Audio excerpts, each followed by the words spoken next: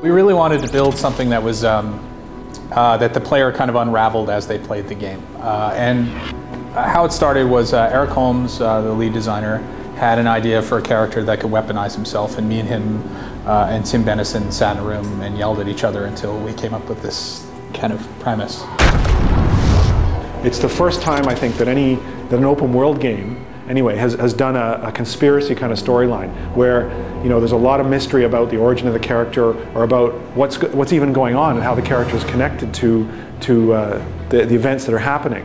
And the player, as well as the player character, who's called Alex Mёrser, go on this journey of kind of discovery, for want of a better word, together. What we didn't want was a kind of a moralizing, feel-good hero we didn't want a Captain America. We didn't want an icon of goodness or values. We wanted a character who the player could kind of project his gameplay values through with our character. So in a sense, our character is somewhat constructed out of what players do in free-roaming open-world games. We think players in open-world games are pretty dark people, to be honest. They're not. You put someone in an open-world game where there's no repercussions and you can do anything, people will do bad things. Alex does bad things, and we have a game structured around those bad things. I really pushed hard for, and Eric and Tim really pushed hard for a character that's real and dark and is tortured. Something has happened to him. He doesn't know what, but he's going to find out. And the people who did this to him, those people he thinks did this to him, are going to pay.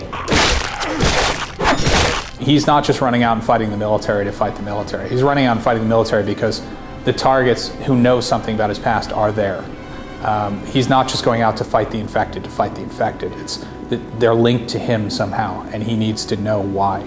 So it's not this altruistic Save New York story where he's, oh, I'm going to go kill the infected or stop the military from declaring martial law. That's not even on his radar most of the time. He's a relentless machine bent on finding out exactly what happened to him. His entire motivation is based around memory. He's like a detective, except he can experience the memory. You are literally consuming the minds of your victims. So, Alex Mёrser can consume anybody he meets in New York City, including key people who know something about his past. He doesn't just get their appearance and their biomass from consumption, he gets their memories. And some of these individuals that he finds actually know something about his past, actually more than he does. And so the player collects these memories, and they're literally visualized as movies within the context of the game, with a very distinctive art style.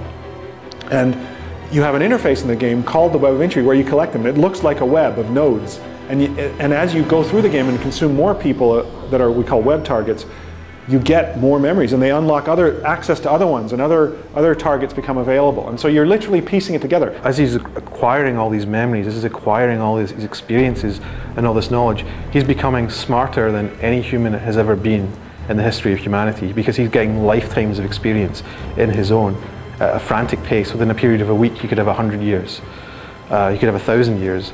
So we transform him from something which is fairly relatable to the player when he picks up the controller and is, along with the character, saying, what's going on? I'm figuring that out, into someone that's quite brilliant and dark, and closer, I guess, to Hannibal Lecter than to the average guy on the street. There's no cute and fuzzy bunnies in Alex Mёrser's future.